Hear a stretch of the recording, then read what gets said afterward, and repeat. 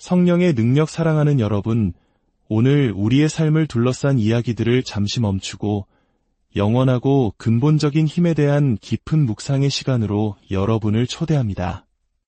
우리가 잠시 귀를 기울이는 이 시간이 여러분의 영혼에 하나님의 크신 평안과 은혜가 가득하기를 먼저 기도합니다. 만약 오늘 말씀이 여러분의 마음에 울림을 준다면 이 은혜로운 여정에 구독과 공유로 동참하여 주십시오.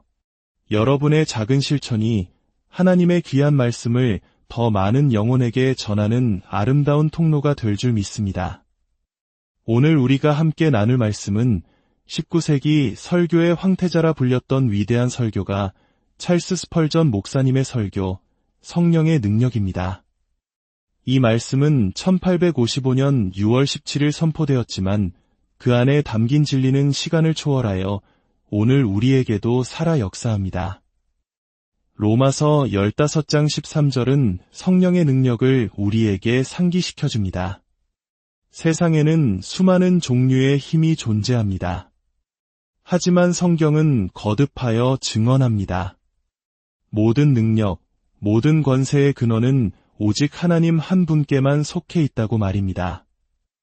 시편 기자는 하나님이 한두 번 하신 말씀을 내가 들었나니 권능은 하나님께 속하였다 하셨도다 라고 노래했습니다. 그렇습니다. 권능은 하나님의 고유한 속성이며 그분만이 가지신 특별한 권한입니다. 하나님께서는 당신의 피조물들에게 그 능력의 일부를 나누어 주시기도 합니다. 저 하늘의 태양을 보십시오. 마치 신방에서 나오는 신랑처럼 힘차게 떠올라 거인처럼 그 길을 달립니다. 하지만 그 모든 움직임의 힘은 하나님께서 허락하신 것입니다. 밤하늘을 수놓는 무수한 별들, 그 장엄한 궤도를 한치의 오차도 없이 운행하지만 그들 스스로는 아무런 힘이 없습니다. 오직 하나님께서 매일 부어주시는 능력으로 빛나고 있을 뿐입니다. 하나님의 보좌 가장 가까이에서 혜성보다 더 밝게 빛나는 천사장들조차 그들이 가진 힘은 창조주께서 주신 것 외에는 없습니다.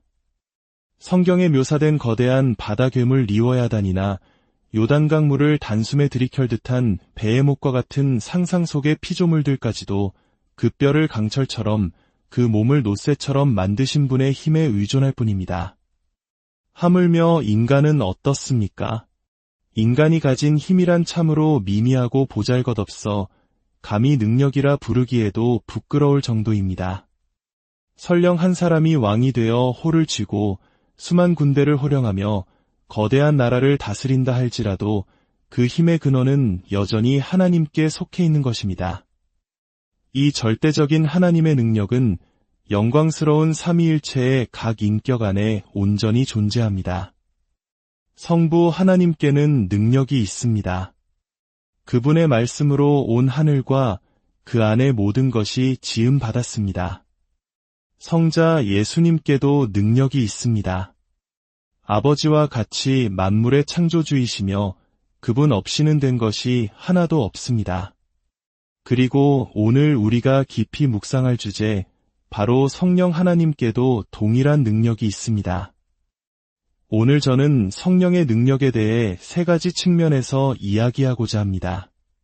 첫째는 그 능력이 외적으로, 가시적으로 나타난 증거들입니다. 둘째는 우리 내면에서 영적으로 역사하는 능력입니다. 그리고 마지막 셋째는 앞으로 우리가 소망하며 바라보아야 할 미래의 사역들입니다. 부디 이 말씀을 듣는 모든 분들의 심령 속에 성령의 능력이 실제로 경험되는 귀한 시간이 되기를 소망합니다. 첫째, 성령의 능력은 창조 사역을 통해 명백히 드러났습니다. 성경은 종종 창조가 성부와 성자뿐만 아니라 성령의 사역이었음을 증언합니다. 욥기 스무려 서장 13절은 이렇게 증언합니다. 그의 입김으로 하늘을 맑게 하시고 손으로 날렵한 뱀을 찌르시나니, 여기서 입김은 성령을 의미합니다. 하늘의 모든 별들과 그 질서를 만드신 분이 바로 성령이십니다.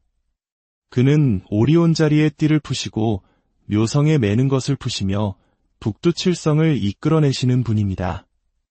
또한 지금 이 순간에도 계속되는 생명의 창조, 즉 인간과 동물의 탄생 역시 성령의 사역입니다.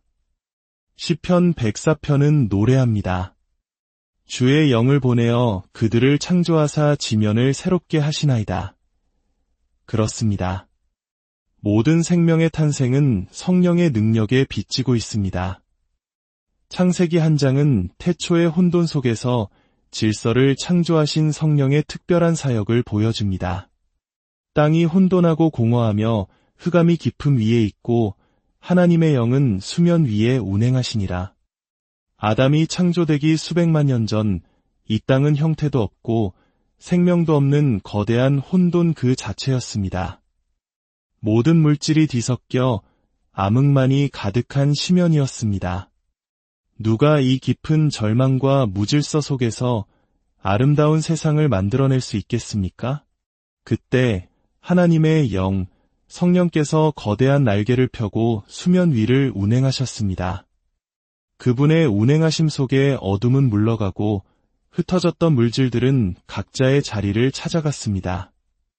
혼돈은 질서로, 공허는 충만함으로 바뀌었습니다. 이 땅은 비로소 하나님의 영광을 찬양하는 아름다운 행성이 되었습니다. 혼돈 속에서 질서를 창조하시는 성령의 능력은 어쩌면 우리 한국인들에게는 더욱 특별한 의미로 다가올지도 모릅니다. 우리 역시 전쟁의 잿더미와 가난이라는 절망 속에서 하나님의 은혜로 기적과도 같은 부흥과 번영을 경험했기 때문입니다. 무에서 유를 창조하시는 그 능력은 바로 성령의 능력입니다.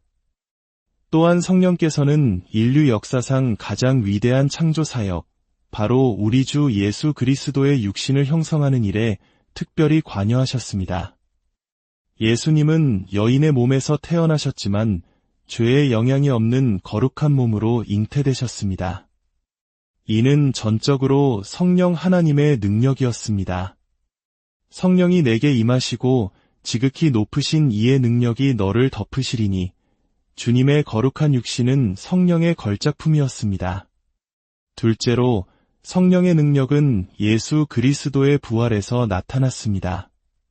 성경은 예수님의 부활을 때로는 성자 자신의 능력으로, 때로는 성부 하나님의 역사로, 그리고 또한 성령의 능력으로 설명합니다. 이 모든 것은 진리입니다. 성부 하나님께서는 이제 죄의 삭은 모두 치러졌으니 그를 놓아주어라 라고 선포하심으로 부활을 명하셨습니다. 성자 예수님께서는 스스로 생명을 버릴 권세도 다시 얻을 권세도 있으셨기에 죽음의 권세를 깨뜨리고 일어나셨습니다. 그리고 그 죽었던 육신에 다시 생명의 에너지를 불어넣으신 분이 바로 성령이십니다. 로마서 8장 11절은 분명히 말합니다. 예수를 죽은 자 가운데서 살리신 이의 영이 너희 안에 거하시면 그리스도 예수를 죽은 자 가운데서 살리신 이가 너희 안에 거하시는 그의 영으로 말미암아 너희 죽을 몸도 살리시리라. 천사들이 보았던 예수님의 무덤을 상상해 보십시오. 차갑게 식어버린 육신, 생명의 온기라고는 찾아볼 수 없는 그 몸이 어떻게 다시 살아날 수 있었을까요? 인간의 이성으로는 불가능합니다. 하지만 성령의 능력이 그 몸에 임했을 때 죽음은 힘을 잃었습니다. 예수님은 죽음을 이기시고 영광스럽게 부활하셨습니다. 만왕의 왕이여 만주의 주로서 영원히 살아계십니다. 셋째, 성령의 능력은 수많은 증거와 기적들을 통해 나타났습니다. 예수님께서 요단강에서 세례받으실 때 비둘기같이 임하시어 이는 내 사랑하는 아들이요라고 증언하신 분이 성령이십니다. 예수님께서 죽은 자를 살리시고 나병 환자를 고치시며 귀신들을 쫓아내신 모든 기적은 그분 안에 한량없이 거하셨던 성령의 능력으로 말미암은 것이었습니다. 예수님께서 승천하신 후 오순절 날 마가의 다락방에 모인 제자들에게 불의 혀처럼 갈라지는 모습으로 임하신 분도 성령이십니다. 성령으로 충만해진 제자들은 각기 다른 언어로 말하기 시작했고, 베드로는 죽은 도르가를 살렸으며 바울을 통해 수많은 기적이 일어났습니다. 이 모든 것은 예수 그리스도가 하나님의 아들이심을 증거하는 성령의 강력한 역사였습니다. 넷째, 성령의 능력은 은혜의 사역, 즉 한 사람의 인생을 송두리째 바꾸는 변화를 통해 나타납니다. 한때 주술로 온 도시를 미혹했던 마술사 시몬도 빌립이 전하는 복음과 성령의 능력 앞에서 무릎 꿇었습니다. 역사를 보십시오. 짐승과 다름없는 삶을 살던 미개한 부족들이 선교사들이 전한 복음을 듣고 우상을 버리고 문명인으로 변화되었습니다. 우리 주변을 둘러보아도 마찬가지입니다. 술과 폭력에 찌들어 가정을 지옥으로 만들던 한 아버지가 있었습니다. 그의 아내와 자녀들은 공포와 절망 속에서 하루하루를 살았습니다. 그러나 어느 날 성령의 인도하심을 받은 한 전도자가 그 가정을 찾아가 복음을 전했습니다. 강철 같던 그의 마음이 하나님의 말씀 앞에서 녹아내렸습니다. 그의 눈에서는 평생 흘려본 적 없는 회개의 눈물이 흘렀습니다. 그 후 그 가정은 어떻게 변했을까요? 폭언과 싸움 소리가 가득했던 집은 찬송 소리로 가득 찼고 굶주리던 아이들의 얼굴에는 웃음꽃이 피었습니다. 이것이 바로 성령의 능력입니다. 한 개인과 가정을 변화시키고 나아가 사회와 국가를 변화시키는 능력입니다. 이제 두 번째 주제로 넘어가겠습니다. 우리 내면에서 영적으로 역사하시는 성령의 능력입니다.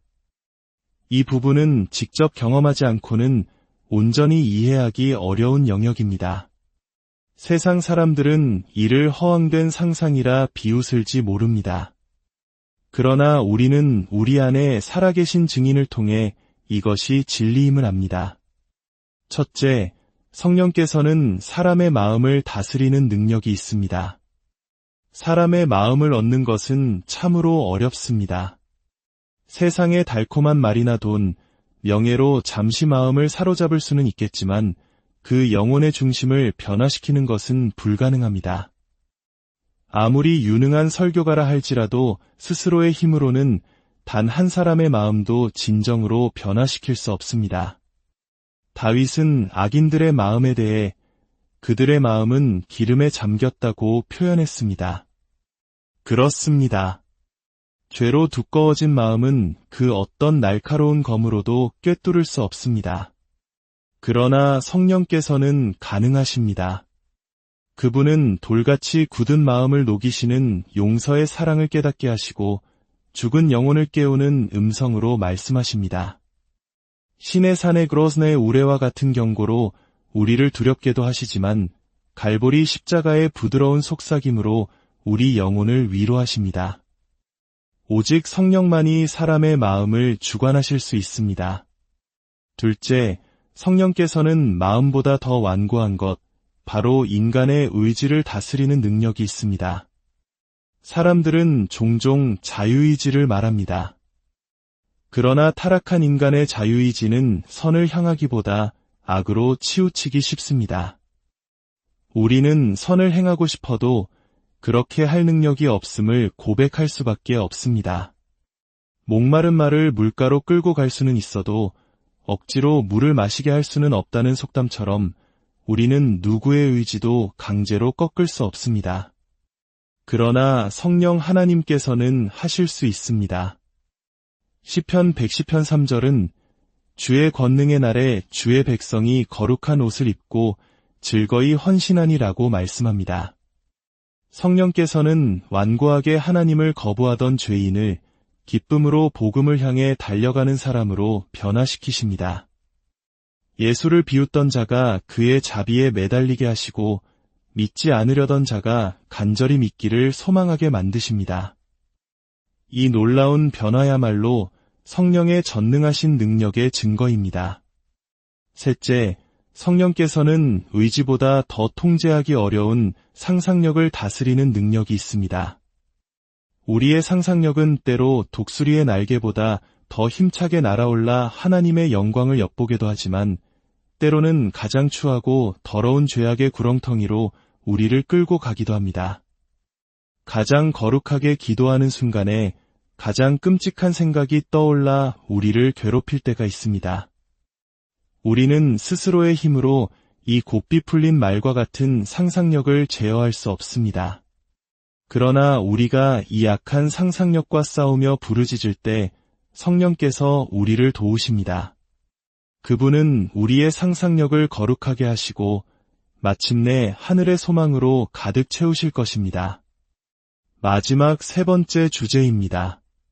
성령께서 앞으로 이루실 우리가 소망 가운데 바라보아야 할 사역들입니다.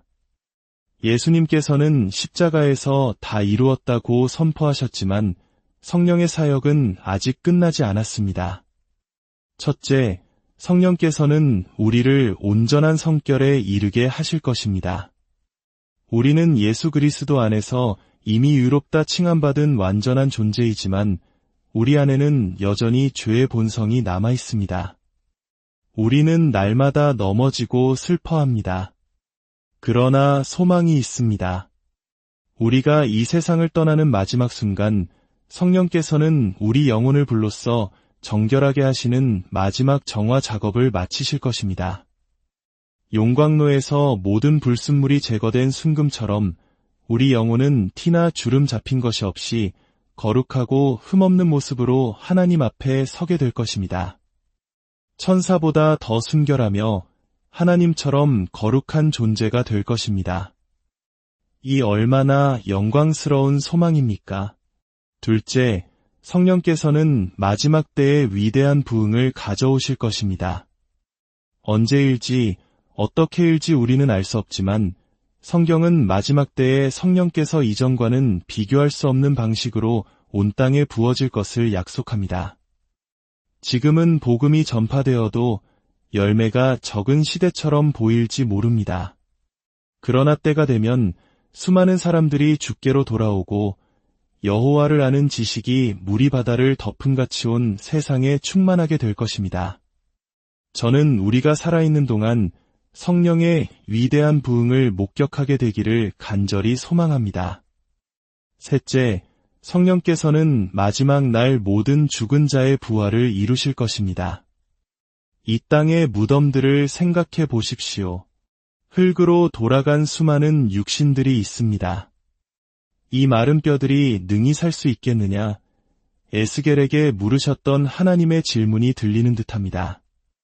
인간의 눈에는 불가능해 보입니다. 그러나 마지막 나팔 소리와 함께 눈 깜짝할 사이에 죽은 자들이 다시 살아날 것입니다. 예수 그리스도를 죽은 자 가운데서 살리신 바로 그 성령의 능력으로 우리의 썩을 몸이 영광스러운 몸으로 다시 살아나게 될 것입니다. 사랑하는 성도 여러분, 이토록 강력한 성령의 능력을 믿으십니까? 그렇다면 절대로 낙심하지 마십시오. 여러분을 천국으로 인도하시는 하나님의 능력을 의심하지 마십시오. 전능하신 그분의 팔이 여러분을 지키고 계십니다. 여러분이 오랫동안 기도해온 자녀와 남편, 그 완고한 영혼도 성령의 능력 앞에서는 변화될 수 있습니다. 쇠퇴해가는 교회라 할지라도 성령이 부어지면 광야가 옥토로 변하는 기적을 체험하게 될 것입니다. 그리고 아직 예수님을 구주로 영접하지 못한 분들께 말씀드립니다. 여러분이 아무리 큰 죄인이라 할지라도, 여러분의 마음이 쇠철같이 굳었다 할지라도 성령의 능력은 여러분을 구원하시기에 충분합니다. 그분은 오늘, 지금 이 순간에도 당신의 마음을 변화시켜 하나님의 자녀로 삼으실 수 있습니다. 만약 이 말씀을 듣는 가운데 예수님을 알고 싶고 그분을 믿고 싶은 작은 소망이라도 생겼다면 그것이 바로 성령께서 당신을 이끌고 계신다는 증거입니다. 그 이끄심을 따라 나오십시오. 예수 그리스도의 보혈을 의지하고 성령의 능력을 신뢰하십시오. 그리하면 당신의 영혼은 지금부터 영원까지 안전할 것입니다. 주님의 이름으로